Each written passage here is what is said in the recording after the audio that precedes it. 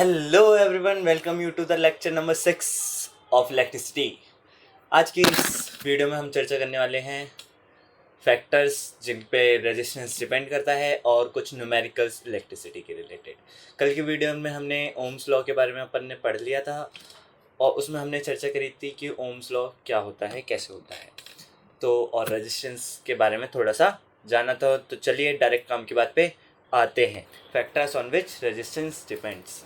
देख, रेजिस्टेंस क्या चीज़ थी, एक बात बता। जो करंट को रोकता था, है ना, करंट को रोकता था, बेसिकली चार्जेस को चलने से, चार्जेस के फ्लो को रोक रहा था, चार्जेस के फ्लो को रोक रहा था। अच्छा, V equal to I R में आर को कह रहे थे अपन रेजिस्टेंस। करंट आता था, एनर्जी कुछ देता था किसी मटेरियल को, किसी रेजिस्टेंस को, तो क्या करता था, करंट को रोकते थे। बेसिकली इलेक्ट्रॉन्स को ही रोक रहे होंगे या फिर ऐसा कहें कि पॉजिट्रॉन्स को रोक रहे थे, है ना। वो जो रेजिस्टेंस है ना, वो डिपेंड करता है किन किन बातों पे, वो आज अपन जानने वाले हैं। ध्यान से देख, वो जो रेजिस्टेंस है ना, वो डायरेक्टली प्रोपोर्शनल होता है लेंथ के। किसके? लेंथ के। वो लेंथ ज़्यादा तो रेजिस्टेंस ज़्यादा, और इन्वर्सली प्रोपोर्शनल होता है किसके? एरिया के। इसका दोनों का मतलब क्या है? तो सपोज कर तेरे 4-5 दोस्त हैं, जा रहे हो तुम। अच्छा, तुम्हारे सामने एक पतली सी गली आई, बहुत लंबी सी, है ना। उसमें कुछ खिड़कियाँ खुल रही हैं, कहीं पे स्कूटर खड़ा है, कहीं पे बाइक खड़ी है, और उसमें से तुम्हें निकलना है ना।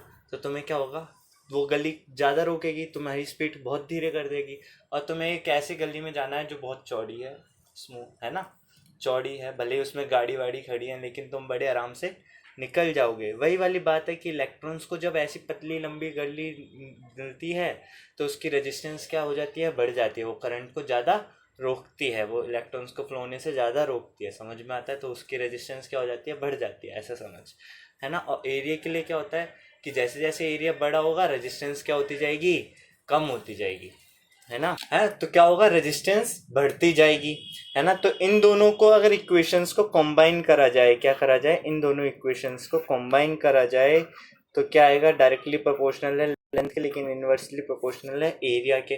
बोल आएगा कि नहीं आएगा। और इस प्रोपोर्शनलिटी कांस्टेंट को हटाने के बाद एक क्या आ जाता है, कांस्टेंट आ जाता है, प्रोपोर्शनलिटी कांस्टेंट, जिसे बोलते हैं रेजिस्टिविटी, जिसको डिनोट करा जाता है रो से। किससे? रो से। क्या बोलते हैं इसको? रो। इसको क्या बोलते हैं? रो। और ये क्या है? रेजिस्टिविटी। क्या है? रेजिस्टिविटी। ठीक है, रेजिस्टिविटी, है ना। इसका क्या फायदा है, देख समझ, पहले थोड़ा सा ध्यान देते हैं, थोड़ी फीलिंग लेते हैं एक्चुअली में हो क्या रहा है। ये तो समझ में आता है, लेंथ पे डिपेंड कर रहा है, एरिया पे डिपेंड कर रहा है, रेजिस्टेंस है, समझ में आ रहा है। कंडक्टर जितना लंबा होगा या फिर कोई मटेरियल जितना लंबा होगा, उसकी रेजिस्टेंस उतनी ज़्यादा होगी जितना वो चौड़ा होगा। क्रॉस सेक्शनल एरिया की बात हो रही है। एरिया कौन सा? Cross sectional. वायर को काट देंगे तो जो बीच में से जो एरिया आएगा उसे बोलते हैं क्रॉस सेक्शनल एरिया। जितना ये क्रॉस सेक्शनल एरिया ज़्यादा होगा, उतनी रेजिस्टेंस हमारी क्या होगी, कम होगी। अगर किसी मटेरियल की जो रेजिस्टेंस है वो डिपेंड कर रही है लेंथ और एरिया पे। अब सपोज किसी के पास, किसी को ज़रूरत है अलग अलग रेजिस्टेंस की, किसी को ज़रूरत है मान ले, है ना। अब उसका क्या हुआ, उसने कुछ रेजिस्टेंस मंगाया, मान ले रेजिस्टेंस की कुछ रॉड थी, रजिस्टर था, जिसे कोई सी इंस्ट्रूमेंट में यूज़ होता था सपोज कर। तो इंस्ट्रूमेंट में रजिस्टर उसने मंगवाया इतना लंबा, ठीक है, गया कंपनी से निकल के उसके पास गया। अब क्या हुआ, वो रजिस्टर क्या हुआ, बीच में से टूट गया, है ना। तब वो क्या रहा, उसके कोई काम का नहीं रहा। इससे बढ़िया क्या होता, अगर वो ले जाता वो क्या करेगा, फिर आधा ले जाएगा कंपनी के पास, कंपनी से बोलेगा इसका नया रेजिस्टेंस निकाल के दो, फिर मैं इसे यूज में लूंगा, ऐसे बोलेगा। अगर कंपनी उसको एक ये फैक्टर बता देती, क्या बता देती, रो वाला फैक्टर बता देती कि इस कुछ भी हो इसकी रेजिस्टिविटी इतनी है, तो वो क्या करता है, जितना लेंथ उसकी हो गई है उतनी लेंथ से वो मल्टीप्लाई कर लेता, क्रॉस सेक्शनल एरिया से डिवाइड कर लेता, उसके पास न्यू रेजिस्टेंस आ जाता।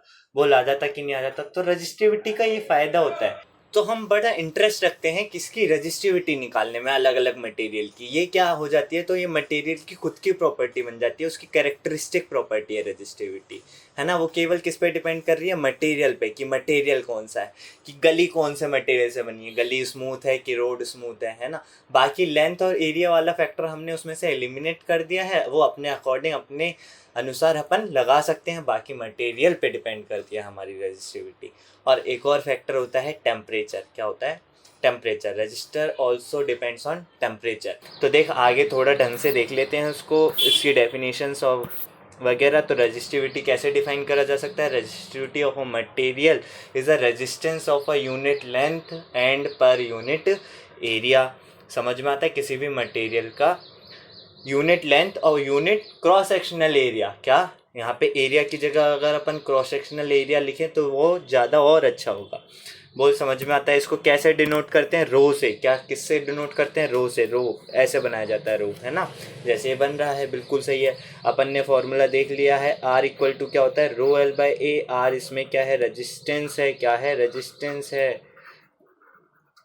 और रो क्या है इसमें? रजिस्टिविटी है। ठीक है।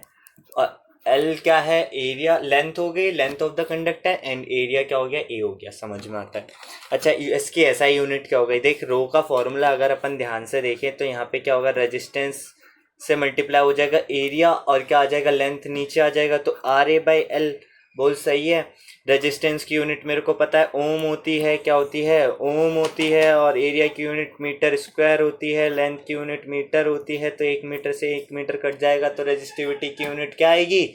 ओम मीटर। क्या आएगी? ओम मीटर। क्या हमको रात को 12 बजे भी याद होनी चाहिए। और मैंने ये बता ही दिया, it depends on temperature and it is a characteristic property of a material. तो क्या हमें रेजिस्टिविटी थोड़ा थोड़ा क्लियर है? थोड़ा बहुत क्वेश्चंस करेंगे तो हमें और अच्छे से आ जाएगा। ठीक है। तो आप थोड़े ओम्स लॉ और रेजिस्टिविटी पे क्या कर लेने चाहिए? हमको थोड़े क्वेश्चंस कर लेने चाहिए। और एक बात और रह गई थी कल, रियोस्टेट की, कि रियोस्टेट क्या चीज़ है। देख रियोस्टेट एक कुछ नहीं है, एक इंस्ट्रूमेंट है। उसमें क्या होता है?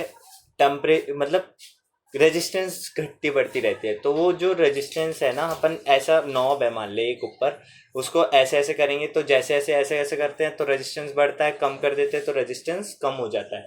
उसे अपन एक सर्किट में लगा दें तो वो इसलिए काम आता है क्योंकि इस रेजिस्टेंस पे क्या होता है? करंट वेरी करता है कि नहीं करता? बिल्कुल करता है, क्योंकि V equal to I R है कि नहीं? तो R इक्वल टू वी अपन में आई है, या फिर ऐसा कहें कि I इक्वल टू वी अपन में R है। तो I इक्वल टू वी अपन में R है। जैसे जैसे रेजिस्टेंस बढ़ाएंगे वैसे वैसे करंट कम होगा, जैसे जैसे करंट बढ़ाएंगे तो वैसे वैसे रेजिस्टेंस कम होगा। यही तो मतलब हुआ। तो रेजिस्टेंस को वेरी करके अपन करंट को वेरी करना चाहते हैं सर्किट में, इसलिए वो ज़्यादातर रियोस्टेट यूज होता है। तो आओ अब कुछ न्यूमेरिकल्स कर लेते हैं अपन, ओम्स लॉ और रेजिस्टेंस रेजिस्टिविटी से रिलेटेड।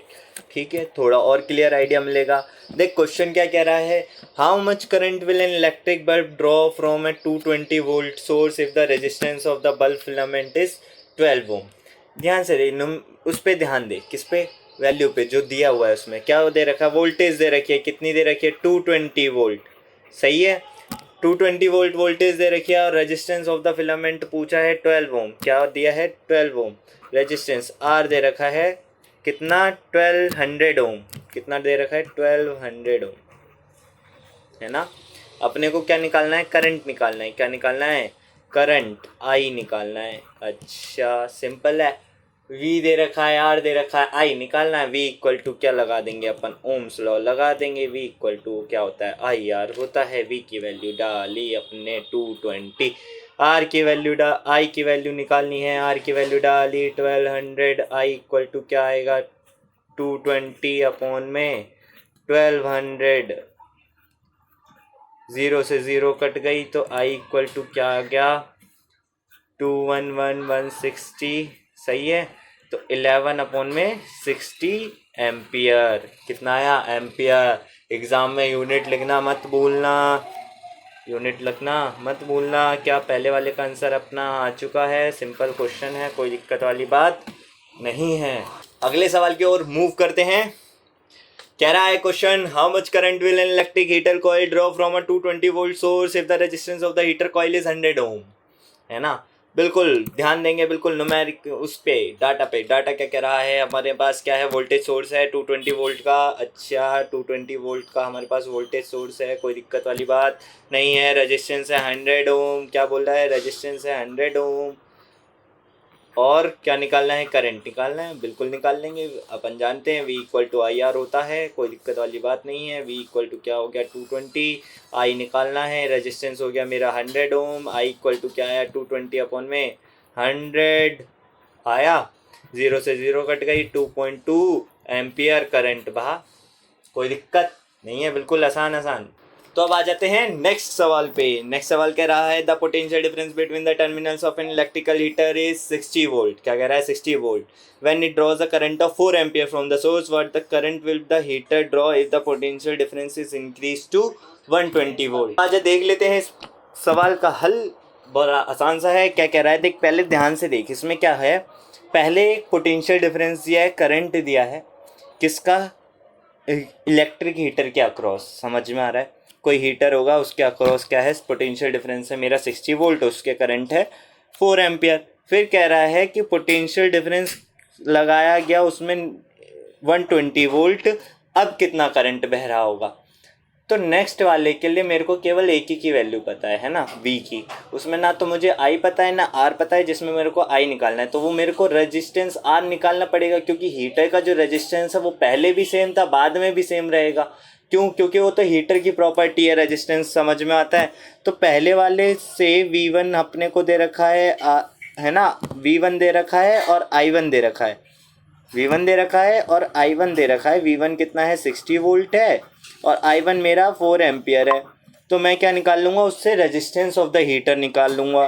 तो V equal to I R लगाएंगे जिस फर्स्ट वाले केस के लिए, फर्स्ट वाले केस के लिए क्या आ जाएगा मेरा 60 equal to 4 into R, R equal to 60 upon में 4 यानी कि 15 ओम। कितना आ जाएगा 15 ओम, सही है।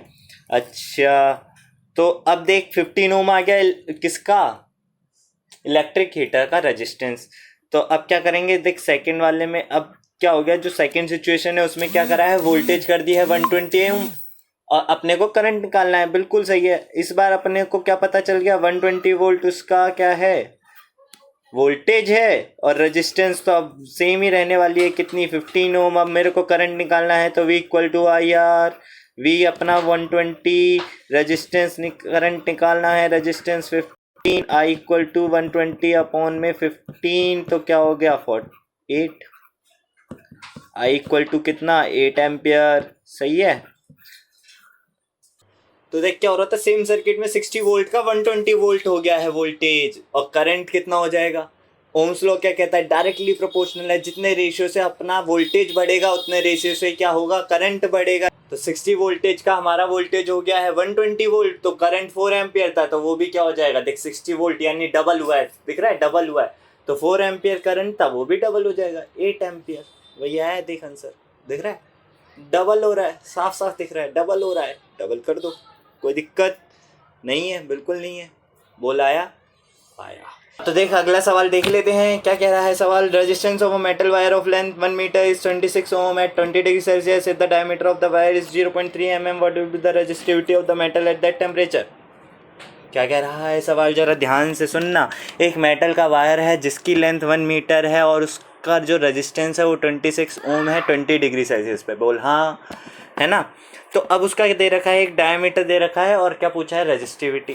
रेजिस्टिविटी का केवल एक फॉर्मूला है, वो अपन जानते हैं, क्या बात जानते हैं, R equal to rho L by, क्या आप लोग जानते हैं, बिल्कुल जानते हैं, R equal to rho L by. अच्छा जिसमें क्या है रेजिस्टिविटी क्या है, रो है ना कि R, ध्यान रखना, R क्या है रेजिस्टेंस, बिल्कुल फॉर्मूला ऐसे ही याद होना चाहिए, या फिर ऐसे भी याद कर सकते हैं rho equal to R upon में L, लेकिन कोई सा एक याद रखना, बाकी कन्वर्ट करते रहना है ना, मैं यही रिकमेंड करता हूँ, समझ रहे हो, कंफ्यूजन नहीं होनी चाहिए बाद में, बिल्कुल, है ना। तो देख सवाल के डाटा पे जरा ध्यान देंगे और क्या पाएंगे अपन, देखेंगे क्या मिल रहा है, क्या मिल रहा है, क्या मिल रहा है। लेंथ दे रखी है 1 मीटर, अच्छा लेंथ दे रखी है, एल दे रखा है 1 मीटर, कोई दिक्कत वाली बात नहीं है। रेजिस्टेंस दे रखा है, कितना दे रखा है रेजिस्टेंस 26 ओम, कितना दे रखा है 26 ओम, और साथ में क्या दे रखा है डायमीटर दे रखा है, कितना 0.3 mm, है ना 0.3 mm। हमें क्या चाहिए, क्रॉस सेक्शनल एरिया चाहिए, यानी कि एरिया चाहिए हमें, इससे तो काम चलेगा नहीं, तो मैंने क्या करा इसके लिए R निकाल लिया यहाँ से, कितना आया 0.15 mm, बोल आया। बिल्कुल सही है। तो मैंने क्या करा भाई, अच्छा ठीक है, यानी 0.15 mm, यानी आर इक्वल टू कितना आ गया, 0.15 इंटू 10⁻³ और देख ध्यान से इसको लिखा जा सकता है 15 इंटू 10⁻⁵ मीटर। सही है, बोल लिखा जा सकता -3 से मल्टीप्लाई कर दिया और पॉइंट को उधर लिया है, बिल्कुल ठीक है। तो एरिया निकालना है, क्या हो जाएगा, एरिया πr² हो जाएगा, वहीं निकाल लेते हैं। देख आर की वैल्यू अपन ने रो निकालना है, तो रो इक्वल टू क्या हो जाएगा, आर अपॉन में एल। बहुत बढ़िया। रेजिस्टेंस दे रखा है 26 ओम, कितना दे रखा है 26 ओम। एरिया निकालना है, वो कितना हो जाएगा πr², कितना हो जाएगा πr², पाई इंटू 15 इंटू 10⁻⁵ का होल स्क्वायर अपॉन में एल कितना है 1, कितना है 1। सही है। तो क्या लिखा, 26 पाई मल्टीप्लाइड बाई 15 का स्क्वायर 225 मल्टीप्लाई 10⁻⁻10। कितना यूनिट, कौन सी यूनिट, ओम मीटर। क्यों ओम मीटर भाई, रजिस्टिविटी है। और इसको आगे तुम खुद सॉल्व कर लोगे, 26 को पाई से मल्टीप्लाई कर लोगे, उसको 225 से मल्टीप्लाई कर लोगे, तो क्या आ जाएगा, बिल्कुल आ जाएगा। आएगा कि नहीं आएगा। अच्छा, आगे लिख रहा है using table 12.2 predict the material of the wire. बता कहाँ मिलेगी ये टेबल, तुम्हारी एनसीईआरटी की बुक में। क्या करोगे, जाके प्रेडिक्ट करोगे, है ना। खोल के देख लेना, बुक को भी खोल के देख लिया करो कभी कभी। चलो सही है, आगे बढ़ते हैं। क्या करते हैं, आगे बढ़ते हैं। देख देख नेक्स्ट क्वेश्चन आ रहा है उड़ता हुआ, उसे भी हवा में उड़ा देते हैं बिल्कुल। 4 ohm resistance wire is double on it, calculate the new resistance on the wire. ये डबल ऑन इट का क्या मतलब है, जरा बात को समझ। Double on it, 4 ohm resistance wire is double on it, इसका क्या मतलब है, एक रेजिस्टेंस है, एक वायर है। कैसा है, एक वायर है, उसको क्या कर दिया, डबल कर दिया। उसको क्या कर दिया, डबल कर दिया। तो अब क्या होगा, रेजिस्टेंस बदलेगी। क्यों बदलेगी, क्योंकि भाई लेंथ और एरिया चेंज हुआ है ना। रेजिस्टेंस डिपेंड कर रही है लेंथ और एरिया पे। बहुत सही बात है कि नहीं बात है, हाँ बिल्कुल सही बात है। तो देख क्या दे रखा था अपन, मान ले सपोज कर क्या है मेरा एक वायर है ऐसा, उसकी सपोज कर लेते हैं अपनी लेंथ है ये, क्या है लेंथ ये है, एरिया मैंने सपोज कर लिया, क्रॉस सेक्शनल एरिया कितना है, ए है एरिया। ये वायर काटेंगे ऐसे तो जो एरिया आएगा सर्कुलर सा, वो वाला एरिया।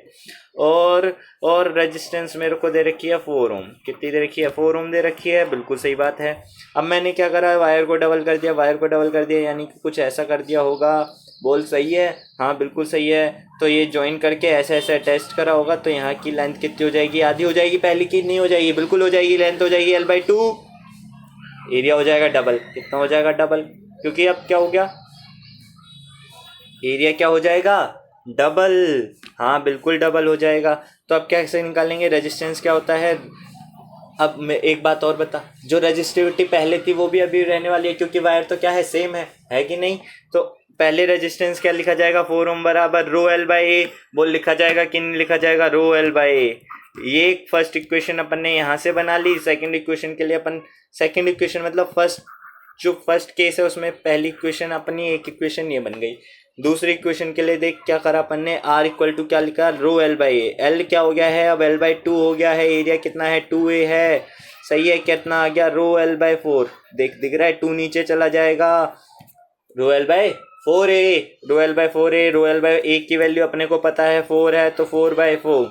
रेजिस्टेंस नई वायर की कितनी आई, 1 ओम। कितनी आई, 1 ओम। वो 4 ने 4 को उड़ा दिया। कितनी आ गई रेजिस्टेंस, 1 ओम आ गई। बहुत सिंपल सा सवाल था लेकिन इंपॉर्टेंट था, ध्यान रखना। चलो आगे बढ़ते हैं। हाँ तो देख अगला सवाल आ रहा है, क्या कह रहा है जरा पढ़ते हैं उसको। The resistance of an electrical component remains constant while the potential difference across the two ends of the component decreases to half of its former value. देख क्या कह रहा है, क्वेश्चन को समझते हैं, थोड़ा समझ ध्यान से। क्या कह रहा है, एक रेजिस्टेंस वायर है, इलेक्ट्रिकल कंपोनेंट है, उसका क्या हुआ, वो रेजिस्टेंस में उसमें पहले पोटेंशियल डिफरेंस अप्लाइड कर रखा था, अब क्या कर दिया, उसे आधा कर दिया। तो बताओ करंट का क्या होगा, है ना। यही तो, पहले पोटेंशियल डिफरेंस था, वो उसको आधा कर दिया तो क्या होगा। देख समझते हैं, बिल्कुल पेन छोड़ के बिल्कुल कर सकते हैं, बिल्कुल आराम से, कोई दिक्कत वाली बात नहीं है। कैसे कर सकते हैं, देख मान लेते हैं पहले पोटेंशियल डिफरेंस रहा होगा V, उसे क्या कर दिया, आधा कर दिया। तो भाई जो पहले करंट रहा होगा वो भी तो आधा हो जाएगा। यही तो कहता है ओम्स लॉ। ओम्स लॉ क्या कहता है, voltage is directly proportional to current, यही है वोल्ट जैसे जैसे वोल्टेज बढ़ाओगे वैसे वैसे करंट बढ़ेगा, जैसे जैसे वोल्टेज घटाओगे वैसे वैसे करंट घटेगा। तो वोल्टेज था पहले V, तो उसको आधा कर दिया V/2, तो पहले करंट रहा होगा मान ले I, तो वो क्या हो जाएगा I/2। और देख न्यूमेरिकली कैसे कर सकते हैं इसको, देख मान ले पहले रहा है वोल्टेज, कितना रहा है V, है ना, कितना रहा V, करंट बह रहा था I, रेजिस्टेंस था R। सही है, फर्स्ट सिचुएशन में ऐसा था। दूसरी बार में क्या हुआ कि जो वोल्टेज था वो हो गया आधा V/2। सही, वोल्टेज क्या हो गया आधा, करंट मेरे को निकालना है, सपोज कर लेते हैं हाई डैश, रेजिस्टेंस वही इलेक्ट्रिकल कंपोनेंट है तो वो सेम ही तो रहेगा मेरे भाई R। अब देख V की जगह मैंने IR था, IR डाल दिया, क्या करा IR डाल दिया, IR equal to I2 upon में I dash into R, R से R कट गया, क्या हुआ कट गया, तो क्या आया I dash equal to I/2। Simple है। इसका क्या मतलब हुआ, जो अब करंट बह रहा है पहले वाले करंट का आधा है, वही है, सेम रिजल्ट है ना।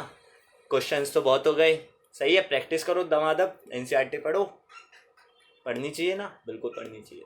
तो थोड़ी और बात करते हैं। देख एक बात बता, जाते जाते टाटा करने से पहले एक और बात कर लेते हैं। मुझे एक क्वेश्चन बताओ, जो रेजिस्टेंस या रेजिस्टिविटी है वो कंडक्टर्स की ज़्यादा होती है कि इंसुलेटर्स की? कंडक्टर्स की कि इंसुलेटर्स की? रेजिस्टिविटी किसकी ज़्यादा होती है, सोचो। हाँ किसकी, इंसुलेटर्स की। क्यों भाई इंसुलेटर्स की क्यों होती है?